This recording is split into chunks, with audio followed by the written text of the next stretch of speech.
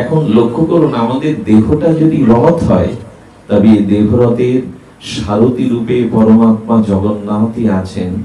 মন্নাথ শ্রী জগন্নাথ। জগন্নাথ শুধু আমার নাথ না, তিনি জগতেরও নাথ।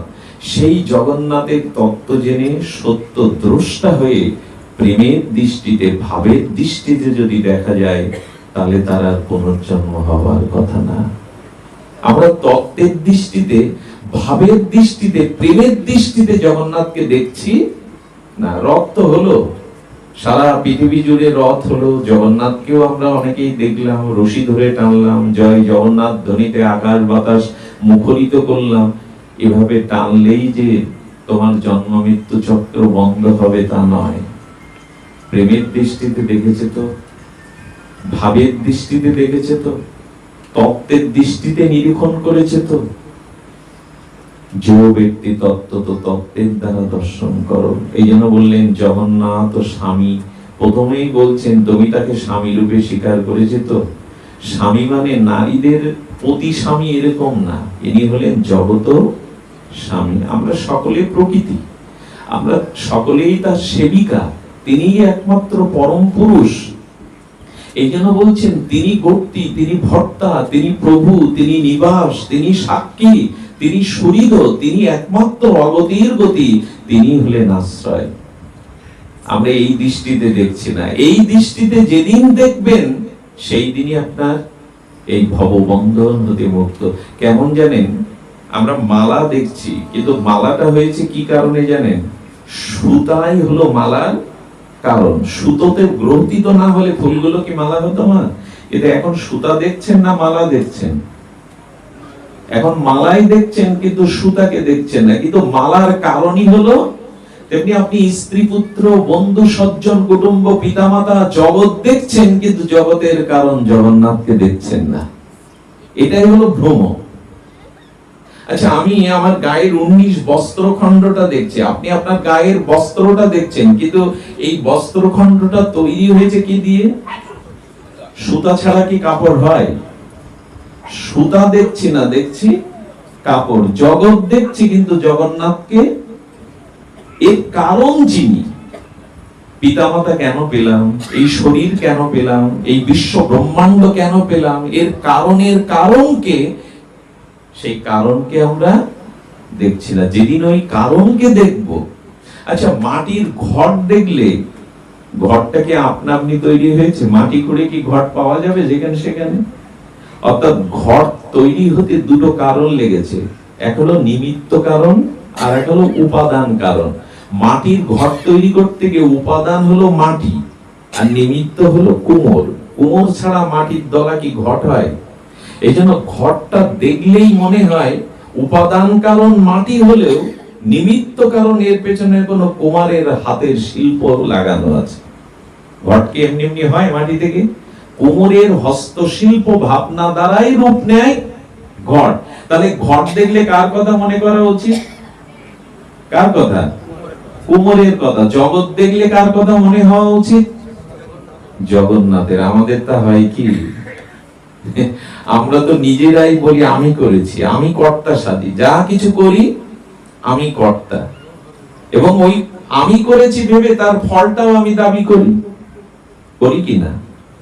এই জন্য আমাদের জগন্নাথ দেখা হয়নি। আমরা জগৎকেই দেখছি, জগন্নাথকে দেখছি না। যেদিন আমার মায়ার পদ্মার দ্বারা জগতে সব সরে গিয়ে শুধু তাকেই দেখব, সেই দিন হবে প্রকৃত তত্ত্ব বা দর্শনের দ্বারা দেখা। এটা সহজে আমাদের হয় না। এই জন্য শাস্ত্রে বলেছেন যে জগন্নাথকে যদি দেখতে হয়, তাহলে আমাদের জগন্নাথকে রথে তুলে দেখতে হবে, এই দেহের মধ্যেই দেখতে হবে। বাইরে খুঁজতে গেলে আগে প্রথমে খুঁজতে হবে, আমাদের ভারতীয় বৈদিক সনাতন দর্শন হলো আত্মতত্ত্ব। আগে আত্মাকে জানো, আত্মাকে জানলেই সকল কিছু জানা হবে। কিন্তু আত্মাকে না জেনে যদি সব জানো, জগতের সব জানাটা প্রকৃত জানা নয়। তুমি কারণকে জানলে না, বোঝা গেল কি? কারণকে জানলে না। এই জন্য শাস্ত্রে বলছে দেহ পরে জগন্নাথকে দর্শন করতে হবে। এই জগন্নাথের যে মহামহিমা, সেই মহামহিমাতে আমরা এইটুকু জানবো যে জগৎকে দেখছি, আমরা জগদীশ্বরকে দেখছি না। আমাদের তত্ত্বের অভাব। তত্ত্বটা বারবার বলছি কেন জানেন? তত্ত্ব তো না জানলে হই হুল্লোড় করে আবেগে ভগবত দর্শন হবে না, মুক্তি হবে না। হই হুল্লোড়, বাইরের হই হুল্লোড়, গড়াগড়ি, এতে কি হবে আমি জানি না, যতদিন তত্ত্ব বা সত্যকে দর্শন না করবেন। আমাদের আবেগ বেশি, তো আমরা আবেগে অনেক কিছু করে বসি, কিন্তু কিছু হলো কি না। বাবা, তোমার প্রয়োজন তুমি বেগে দৌড়াও, একটু বেগে যাও, কিন্তু আবেগে দৌড়াতে গিয়ে হোঁচট খেও না। আমরা হোঁচট খাই, আমরা আবেগে অনেক কিছু করে বসি, কিন্তু কাজের কাজ কি হয় জানি না। একবার চুরি করতে আসছে এক মহাজনের বাড়ি চোর। মহাজন বলছেন আগে জিনিসপত্র নিয়ে নি, তারপরে হাতে নাতে ধরবো। মহাজন অপেক্ষা করছে চোর সবকিছু পুড্ডি পাটলা গুছিয়ে নি। চোর সবকিছু নিয়ে যখন দৌড়াচ্ছে, তখন উনিও দৌড়াচ্ছেন পিছনে। যিনি কর্তা, তার শারীরিক অবকাঠামো বল চোরের থেকে বেশি। দৌড়াতে দৌড়াতে চোর ধরবো বলে চোরকে পেছনে ফেলে 1 কিলোমিটার সামনে এগিয়ে গেছে। এই দৌড়ানোটার নাম আবেগী দৌড়ানো। চোরকে ধরবে বলে উনি দৌড়াচ্ছে শক্তিমান, কিন্তু চোরকে পেছনে ফেলে উনি 1 কিলোমিটার সামনে চলে। এই দৌড় যেন আমাদের না হয়। হই হুল্লোড় অনেক হলো, নাচা গাওয়া গড়াগড়ি অনেক হলো, কিন্তু তত্ত্ব জানা হলো তো? যথাযথ রূপে ভগবানকে জানা হলো তো? যথাযথ রূপে যদি ভগবানকে জানতে পারতাম, তাহলে এই মোহ থাকতো না। আচ্ছা, ধানটা বা চানা মানে ছোলাটা, ধানটা, এটা কি আপনি যেখানে সেখানে ফেলে দিলে বা জলের মধ্যে রাখলে অঙ্কুর উদ্গম হয় না? কাঁচা ছোলাটা জলের মধ্যে রেখে দিলে বা ধানটা যেখানে সেখানে নরম মৃত্তিকায় পড়লে একটু অঙ্কুর হয় না? ওর থেকে হয়ই তো, হওয়া স্বাভাবিক। কিন্তু ধানটা যদি সিদ্ধ করে নেন, ছোলাটা যদি বালিতে ভেজে নেন, ওর থেকে আর অঙ্কুর উদ্গম হবে তো? তেমনি আপনি যতদিন জগন্নাথকে তত্ত্ব তো জানবেন, দর্শনের দ্বারা জানবেন, তখন আর পুনর্জন্ম হওয়ার সম্ভাবনা নেই। তখন তত্ত্বের দ্বারা তাকেই পেয়ে যাবেন। জন্ম কর্ম চমে দিব্যং যো ব্যক্তি তত্ত্বত। তত্ত্বত যদি কেউ আমাকে জানে, কি বলছেন ভগবান? যো ব্যক্তি তত্ত্বত। বলছেন জন্ম কর্ম চমে দিব্যং যো ব্যক্তি তত্ত্বত। ত্যক্তা দেহ পুনর্জন্ম নৈতি মামেতি সুহার্জন। আমাকে তত্ত্ব তো, আমার জন্মকর্ম যদি তত্ত্ব তো জানো, তাহলে তোমার আর জন্মকর্ম থাকবে না। ভগবানের জন্ম আমরা জানি না? 5000 কিছু বছর পূর্বে এক গভীর রজনীতে, মধ্যরাতের বৃষ্টি বজ্রপাত অশ্বিনী সংকেতের মধ্যে কংসের কারাগারে দেবকীর কাছে তিনি উদয় হলেন। এইসব আমরা জানি না। এ জানলে আমাদের জন্ম মৃত্যু এড়ানো যাবে তো? এইভাবে জানলে, এটা তথ্য দ্বারা জানা। আর ভগবান বলছে তত্ত্ব তো জানো। তথ্য আর তত্ত্ব এক জিনিস, বোঝা গেল? তথ্য আর তত্ত্ব এক। অনেকে ঘুমাচ্ছেন, মা ঘুমায় না সামনে, রাধে, এতে পড়ে যাচ্ছেন। হাত ছেড়ে দাও, কিন্তু হাত ছেড়ে দাও, এখানে ঘুমায় না। বলছেন তত্ত্ব তো জানো। তত্ত্বের কথা আমরা অনেক প্রবচনে বলেছি, তবু আপনাদের জন্য একটু স্মরণ করি। আচ্ছা, চিনি আর বালিটা মেশিনে খুব মিশিয়ে সামনে দিলে আপনি আমি আলাদা করতে পারবো তো সহসা? পিঁপড়ে গুলো পারবে। ওদের ছেড়ে দিন, ভগবান ওদের এমন একটা তত্ত্ব দিয়েছেন, ওরা বালির মধ্যে দিয়ে চিনিটাকে আলাদা করতে পারবে, আপনি আমি সহজে। আচ্ছা, 1/2 লিটার দুধ আর 1/2 লিটার জল মিশিয়ে দিয়ে আমার সামনে রাখলেন, প্রথমত আমি বুঝতে পারবো তো ওটা জল মিশানো? যন্ত্র ব্যতীত আমি খালি চোখে বুঝতে পারবো তো ওতে জল মিশানো আছে? আদৌ পারবো না।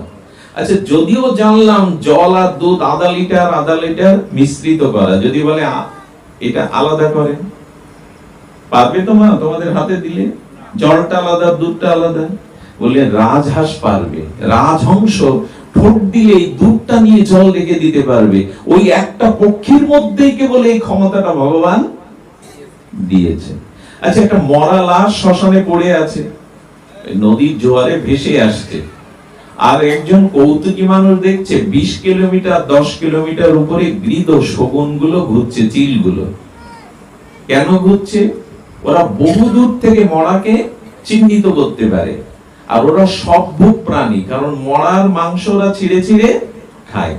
একজন কৌতুকী ব্যক্তি মরার পাশে মরার মতো ভান করে যদি শুয়ে থাকে, ওর বুকে শগুনে গেলে চিহ্নগুলো বসবে তো? আদৌ বসবে না। ওদের যদি প্রশ্ন করেন, আচ্ছা ওই শুয়ে থাকা মরকট মরার মতো মৃতপ্রায় ব্যক্তিটা যদি বলে ওর বুকে সবাই বসছে, আমার বুকে ভুল করে একটা বসো, চিল শকুনগুলো বলবে ভগবান আমাদের অলৌকিক একটা ক্ষমতা দিয়েছে, শুধু তোমাদের দেয়নি, আমরা 20 কিলোমিটার দূর থেকে বুঝতে পেরেছি তুমি জীবন্ত আর মরা। এরই নাম তত্ত্ব। রাজহংস যেমন দুধ থেকে জলটাকে আলাদা করে খেতে পারে, পিঁপড়ে যেমন বালি মিশ্রিত চিনিটা আলাদা করতে পারে, মরা মানুষের বুকেই কেবল সিগাল গুলো আসবে, গৃধ শগুন গুলো আসবে, জীবিত মানুষ শুয়ে থাকলে তার বুকে একটাও আসবে না। ওরা জানে এর জীবন আছে আর ও মৃত। ঠিক তেমনি জগৎকে জানি আমরা, কিন্তু তত্ত্ব তো জগদীশ্বর জগন্নাথকে ঠিক ঠিক জানা হয়নি। এই নাম তত্ত্ব তো জানা। আমি তত্ত্বে, তত্ত্ব মানে যে বস্তু যে রূপ তাকে সেই রূপে জানার নাম হলো তত্ত্ব। সম্যক রূপে জানার নাম হলো, যে বস্তু যাহা তাকে সেই রূপে জানার নামই হলো তত্ত্ব। এই তত্ত্ব তো যদি না জানি, তাহলে আমরা প্রকৃত কল্যাণ থেকে বঞ্চিত হব। এই এর দেখুন মহাপ্রভুর অবদান এটি। এই যে আজকে রথযাত্রা, আমাদের নবদ্বীপ ধাম, শ্রীধাম বৃন্দাবন ধাম আর শ্রী পুরী ধাম, এই তিনটি ধামের আজকের যে স্বরূপ, জগতে যে তার ব্যাপ্তি, এটির অবদানকার শ্রীকৃষ্ণ চৈতন্য মহাপ্রভুর। পুরীর রথযাত্রা এভাবে আন্তর্জাতিক রূপ পায়নি। মহাপ্রভু আসার পরে কি হলো? আচ্ছা, সূর্য উদয় হলে কি হয়? সুপ্ত জীবগুলো, সুপ্ত ঘুমন্ত ঘুম থেকে, নিদ্রা থেকে তারা উঠে পড়ে। সূর্য উঠলে সবার নিদ্রা ভঙ্গ হয়ে যায়। আর কি হয়? সঙ্গে সঙ্গে মানুষ জীবন জীবিকার জন্য কর্মে ব্রতী হয়, কর্মের প্রেরণা পায় সূর্য উঠলেই। আরো একটি বড় কথা, সূর্য উদয় হলে মানুষ ধর্ম কর্মে ব্রতী হয়, উপাসনায় ব্রতী হয়। তাহলে এক সূর্যোদয়ে সুপ্ত নিদ্রা ভাঙছে, মানুষ জীবন জীবিকার জন্য, উপার্জনের জন্য পথে বেরোচ্ছে, কর্মে যাচ্ছে, আর সেই সাথে সাথে ঈশ্বরের প্রতি মানুষের উপাসনায় রত হচ্ছে। এক সূর্য উঠে এই তিনটি ক্রিয়া হচ্ছে। জগতের অন্ধকার দূর হচ্ছে, কতগুলো ভয় দূর হচ্ছে, হয় না? ডাকাত চোররা ভোর হওয়ার সাথে সাথে তারা আবার রাস্তা নেয়। এক সূর্য উদয়ে কতগুলি ক্রিয়া হয়। ঠিক তেমনি প্রেমময় রাধা কৃষ্ণ মিলিত তনু চৈতন্যদেব যখন জগতে আবির্ভূত হয়েছিলেন, তখন মহাপ্রভুর আগমনে রাজনৈতিক, সামাজিক, মানবিক সবকিছু প্রকাশ হয়ে গিয়েছিল। এভাবে বৃন্দাবনকে কেউ চিনত না, লুপ্ত বৃন্দাবন ছিল। সেই বৃন্দাবনকে মহাপ্রভু জগতের বুকে প্রকাশ করলেন। রাধা মাধবের নিত্য লীলা বিহারকে তিনি রাধা কুণ্ড, শ্যামকুণ্ড, ব্রজ বিপিনকে রূপ সনাতনের দ্বারা নিজেই প্রকাশ করে জগতের বৃন্দাবনের মহিমা মহাব্যাপ্ত করলেন। মহাপ্রভু নবদ্বীপে এলেন, এই জন্য তো নবদ্বীপ ধাম, এই জন্য তো নবদ্বীপ চিন্তামণি ভূমি, সর্বধাম শিরোমণি নবদ্বীপ। আর মহাপ্রভু শেষ 18 বছর পুরীতে থাকলেন। সেই পুরী ধামের তিনি জাতীয় উৎসবে রূপান্তরিত করলেন। রথযাত্রা যদি মহাপ্রভু না আসতো, আর সারা বিশ্বব্যাপী এই রথযাত্রার মহিমা আমরা বুঝতে পারতাম না। সূর্য উদয়ে যেমন মানুষের নিদ্রা ভেঙে যায়, মহাপ্রভুর আসার সাথে সাথে আমাদের সুপ্ত মোহনিদ্রাও ভেঙে গিয়েছিল। জগৎ জীব জেগে উঠেছিল রাধা প্রেমে, কৃষ্ণ প্রেমে। বৃন্দাবন, নবদ্বীপ, লীলাচল ধাম তত্ত্ব জেনে গেল, মানুষ ব্রতী হয়ে গেল। এই চৈতন্য দেবের অনবদ্য অবদান, মহা অবদান। চৈতন্য দেব না এলে আজকে রথযাত্রার এই রূপ আমরা পেতাম না। দেখুন, গরুর স্তম্ভের তলে আছে এক নিম্নখালে, সেখাল ভরিল অশ্রু জলে। কথা কি করে বোঝাবো আপনাদের, নিজেও তো বুঝিনি। প্রভুর নয়ন জলে খাল তৈরি হয়ে গেল, জলের খাল। গরুর স্তম্ভের তলে প্রভু কাঁদছেন। কারণ তার নয়ন মনে ওই যে রাধা মাধব, রাধা ভাবে তিনি শ্যামসুন্দর, কতদিন তুমি ব্রজ ছেড়ে গেছো ব্রজনাথ, তথাপি আমার মন হরে বৃন্দাবন, বৃন্দাবনে উদয় হও করাবো আপন চরণ। মহাপ্রভু কি দেখছেন জগন্নাথের মধ্যে? তার বিরহী রাধা ভাবে শ্যামসুন্দরকে দেখে বলছেন, অবশেষে রাধা কৃষ্ণ কইল নিবেদন। মহাপ্রভু নিবেদন করছেন, রাধা ভাবে তিনি জগন্নাথকে কৃষ্ণ ভেবে নিবেদন করছে, সেই তুমি সেই আমি সে নব সঙ্গম। মহাপ্রভু বলছেন, সেই তুমি সেই আমি, মানে ব্রজের তুমি সেই ব্রজেশ্বর, আর আমি রাধা, সেই তুমি সেই আমি সেই নবসঙ্গ। দর্শনের মধ্যে মিলন হচ্ছে, আমার বোঝানোর ক্ষমতা নেই। মহাপ্রভু জগন্নাথের মধ্যে শ্যামকে দেখে বলছে, সেই তুমি সেই আমি সেই নব সঙ্গম, অর্থাৎ তোমার আমার মাঝে সেই ব্রজের মিলন হচ্ছে। আর তথাপি আমার মন হরে বৃন্দাবন, জানো প্রভু তোমাকে এখানে দেখতে আমার যেন ভালো লাগছে না, কারণ আমার মন সর্বদা বৃন্দাবন হরণ করে নিয়েছে। আচ্ছা, মহাপ্রভুর মন যদি বৃন্দাবন হরণ হয়, মহাপ্রভু বৃন্দাবনে ভজন না করে লীলাচলে থাকলেন কেন? বোঝা যায় কথাটা। থাকলেন এই জন্য, মহাপ্রভুর মতো মাতৃভক্ত জগতে দ্বিতীয় পাওয়া যাবে না।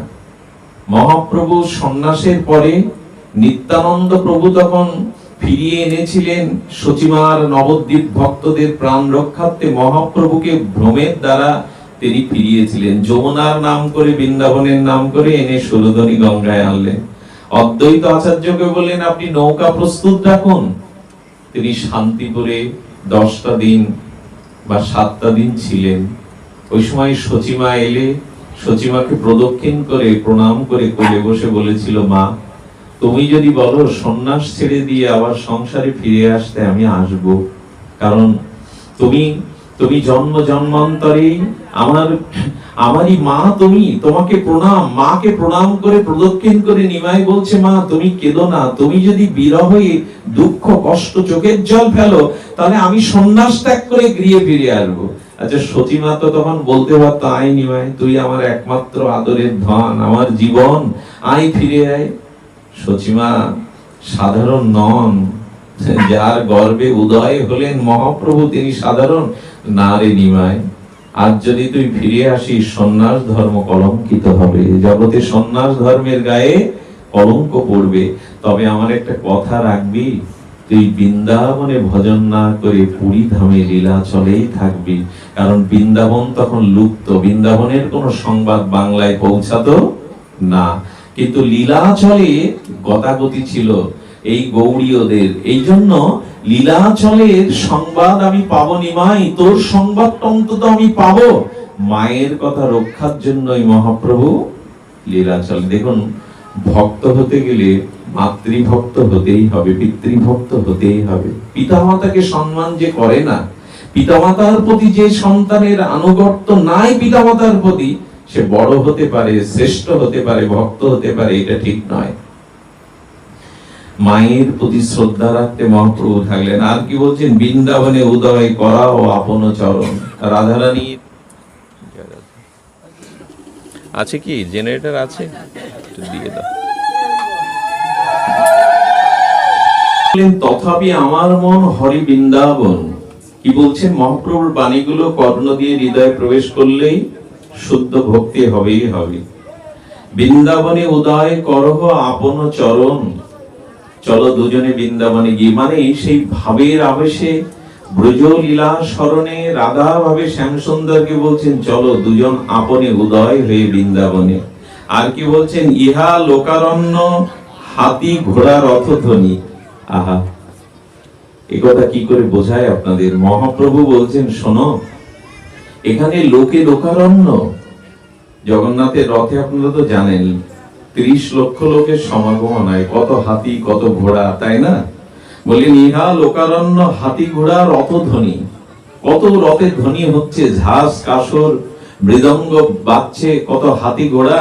মহাপ্রভু বললেন, তাহা লোকারণ্য হাতি ঘোড়া রথধ্বনি, তাহা পুষ্পারণ্য ভৃঙ্গ বৃক নাদ শুনি। কিন্তু বৃন্দাবনে কি আছে? পুষ্পের অরণ্য, ষড়ঋতুর ফুল বৃন্দাবনে আপনি ফুটে আছে।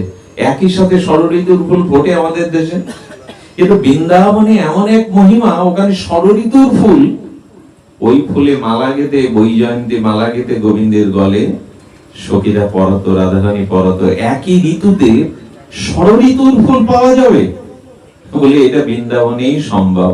যে দেশে যারা আছে খ্যাতি, বৃন্দাবনে সব প্রাপ্তি না চাইতেই দেয় ফুল ফল। তো বললেন এখানে লোকারণ্য, হাতি ঘোড়া আর রথের ধ্বনি, আর বৃন্দাবনে কি আছে? পুষ্পরঙ্গ, ভৃঙ্গ পিক নাদ শুনি, কত কোকিলের কণ্ঠধ্বনি, হ্যাঁ, কত হরিণের সেখানে কলকুঞ্জন, কোকিলের কলকুঞ্জন, এখানে কোলাহল, এখানে হাতি ঘোড়া রথধ্বনি কোলাহল, কিন্তু বৃন্দাবনে ভৃঙ্গ হরিণ চলে বেড়াচ্ছে আর পিক ও কোকিলের কুধ্বনি। আর কি বলছেন? ইহা রাজবে সব সঙ্গে ক্ষত্রিয়গণ। জগন্নাথকে আজকে কি পোশাক পরা হয়? রাজ অভিষেক করে রাজ পোশাক পরানো হয়। আর কি বলছেন? ইহা রাজবেশ, অর্থাৎ জগন্নাথ তোমার এখানে আজকে রাজবেশ, তোমার সাথে সব ক্ষত্রিয়গণ আর নৃত্য করছে। আর বললেন তাহা গোপগণ সঙ্গে মুরলী বদন, কিন্তু বৃন্দাবনে তোমার রাখাল বেশ, মুরলীধারী। বাঁশি কে আছে? দ্বারকায় বাঁশি আছে কৃষ্ণের হাতে? রাজা বাঁশি বাজায় কি? রাজার কি বাঁশি মানায় হাতে? মানায় না। জগন্নাথ কি হাতে বাঁশি নিয়েছেন? না, বৃন্দাবনেই তোমার হাতে কেবল মুরলী, ওইখানে তুমি ত্রিভঙ্গ মুরারি। বলছে তোমার সঙ্গে সেই সুখ আস্বাদন, সেই সুখ সমুদ্রে নাহি এক কোণ।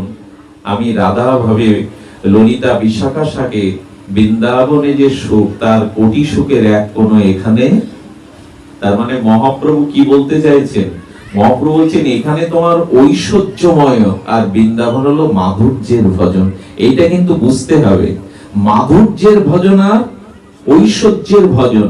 এখানে তুমি মাধুর্যের মূরতি নাও, এখানে তুমি ঐশ্বর্য, কিন্তু বৃন্দাবনে সর্বদা মাধুর্য মূরতি।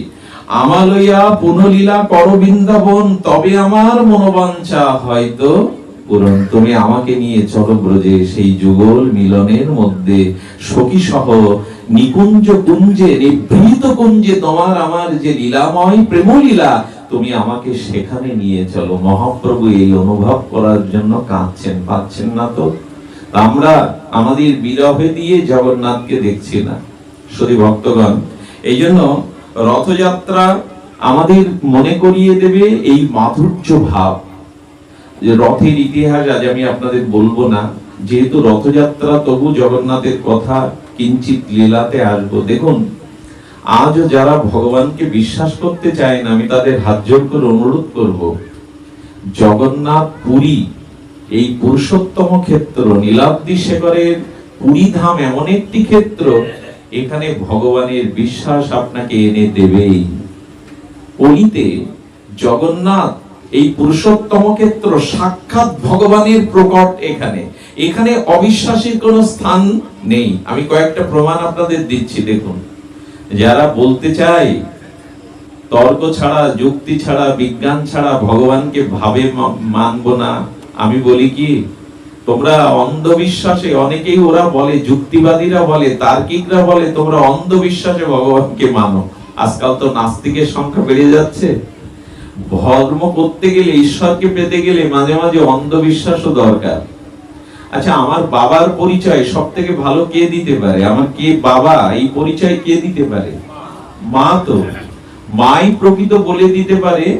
আচ্ছা, মা যদি বলে খোকা এই তোর জন্মদাতা পিতা, আমি যদি মাকে বলি যুক্তি দিয়ে বোঝাও, বিজ্ঞান দিয়ে বোঝাও, এই আমার বাবা কি করে? এইখানে কি বিজ্ঞান যুক্তি দিয়ে মা বোঝাতে পারবে? এখানে বিশ্বাস করতে হবে। মা যখন বলছেন এই আমার পিতা, তখন সবকিছু যুক্তি তর্ক দিয়ে পরিমাপ করা যায় না। সবকিছু যুক্তি তর্ক দিয়ে পরিমাপ করা যায় না। জগন্নাথে, আচ্ছা, আমরা সারাটা জীবন নাসিকা দিয়েই তো নিঃশ্বাস প্রশ্বাস প্রত্যাহার গ্রহণ করি, তাই না? কাউকে বলুন তো, নাকি নাসিকাকে, নিঃশ্বাসকে আজকের দিন ছুটি দাও 24 ঘন্টা, দিয়ে গাল দিয়ে নিঃশ্বাস নাও। সম্ভব কি? আচ্ছা, এই নাক দিয়ে নিঃশ্বাস প্রশ্বাসের গতাগতি, এটা কে সৃষ্টি করেছে? বাবা মা। কে সৃষ্টি করেছে? জগন্নাথই। তাই সবকিছু যুক্তি খাটাতে যাবেন না, কারণ ঈশ্বর তিনি জানেন আমাদের প্রকৃত কল্যাণ, প্রকৃত মঙ্গল। কিন্তু আজ আচ্ছা, যুক্তি দিয়ে মার স্তনে যদি সিরিজ দিয়ে টানা হয়, সন্তান মায়ের স্তনে ক্ষুধার্ত শিশু দুগ্ধ পান করছে, টেনে টেনে দুধ পাচ্ছে, আপনি যদি সিরিজ দিয়ে টানেন কি আসবে? কেন? শিশু টানলে দুধ আসবে, সিরিজ দিয়ে টানলে রক্ত আসবে কেন? সবকিছু যুক্তি দিয়ে মাপতে যেও না, সবকিছু যুক্তি তর্ক দিয়ে মীমাংসা হয় না। এখানে বিশ্বাসের প্রয়োজন, অনুভূতির প্রয়োজন, সবকিছু যুক্তি দিয়ে হয় না। তো আমরা জগন্নাথ ধামের কথা এইটুকু বলবো, দেখুন নাসিকা দিয়ে ছাড়া গাল দিয়ে একদিনের জন্য নিঃশ্বাস নিলে আপনি সুস্থ থাকতে পারবেন না। এটা ঈশ্বরের প্রতি আমাদের আনুগত্য, বিশ্বাস চাই। তো জগন্নাথ পুরীর কথা কি বলবো, আজও আপনারা শুনলে অবাক হবেন। জগন্নাথের যে ধ্বজাটা তোলা হয়, ভালো করে লক্ষ্য করুন, ঘুমাবেন না। জগন্নাথের যে ধ্বজাটা তোলা হয়, আচ্ছা একটা পতাকা তুলে দিলে পতাকাটা কোন দিকে উড়বে? যেদিকে বাতাস অনুকূল বইছে সেদিকেই তো। পূর্ব দিকে যদি বাতাস বয়, পতাকাটা পূর্ব দিকেই যাবে। আজও বিস্ময়কর হলো জগন্নাথের যে ধ্বজা, যেদিকে বাতাস তার বিপরীতে ওড়ে। এটা আমার মন গড়া কল্প কাহিনী নয়। আজ থেকে এক যুগ না, লক্ষ লক্ষ বছর ধরে এই দৃশ্য, সেখানে প্রতিদিন ধ্বজা তোলা হয়। ধ্বজাটা পূর্ব দিকে অনুকূল বাতাস বইলে পশ্চিমে যাবে। আরো ঘটনা কি জানেন, যে চক্রটা আছে, আপনি যেদিক দিয়ে দেখবেন, উত্তর পশ্চিম উত্তর দক্ষিণ, চক্রটা আপনাকে সোজাসুজি দেখা যাবে। শুধু কি তাই, পুরীর তীরে হলো সমুদ্র, আর তার গর্জন কখনো থামে না। কিন্তু অদ্ভুত কাণ্ড হলো, পুরীর সমুদ্রের তীরে আর জগন্নাথের মন্দিরের দুয়ার পর্যন্ত যখন যাবেন, তখন এই শব্দের কলকাকলি, শব্দের যে শব্দ, এটা আপনার কর্ণে আসবে। কিন্তু যেই মন্দিরে প্রবেশ করবেন, ওইখানে আর কোনো শব্দ প্রবেশ করবে না। আজও বিস্ময়কর এই জিনিসগুলি। প্রতিদিন 30,000 ভক্ত প্রসাদ পায়, কিন্তু ওই প্রসাদে যদি 1 লক্ষ লোক উপস্থিত হয়, ওই প্রসাদে হয়ে যাবে। জগন্নাথের প্রসাদ কখনো পুরায় না। এগুলি বর্তমান জগতের কথা, আমি এখনই আপনাকে দেখতে বলছি। জগন্নাথ কলিতে, বিশেষ করে কলিকালে পুরুষোত্তম ক্ষেত্রে সাক্ষাৎ প্রকটনী। জগন্নাথ আজও কথা বলে, আজও তার লীলা ব্যক্তির বিস্ময়কর কিছু জিনিস আছে। তার মানে কি জানেন, পৃথিবীর এমন কোন মন্দির নেই যেখানে পাখিগুলো বসে না। বোঝা যায় কথাটি? এমন কোন মন্দির নেই যেখানে পাখিগুলো বসে না। আজ পর্যন্ত কোন কালের জন্য একটা পাখিও জগন্নাথের মন্দিরে বসেনি। এমনকি কোন হেলিকপ্টার, বিজ্ঞানীদের কোন উড়োজাহাজ জগন্নাথের মন্দিরের উপর দিয়ে যেতে পারে না। আজও বিস্ময়কর, এই অত্যাধুনিক বিজ্ঞানের যুগে এগুলো বিস্ময়কর। আজও জগন্নাথের ভোগের থালা নিবেদনের পরে তার থেকে প্রসাদের সুগন্ধ, অলৌকিক গন্ধ, জগন্নাথের যে সেবা, সেটা দেখা যায়। এই জন্য মনকে শুধু যুক্তিতর্ক নয়, জগন্নাথ এই কলিযুগে সাক্ষাৎ প্রকট হয়ে তিনি নীলগিরিতে নীল মাধব রূপে বিশ্বাবসুর কাছে পূজিত হয়েছিলেন। পরবর্তীতে এই জগন্নাথের ইতিহাস বড় বিরল।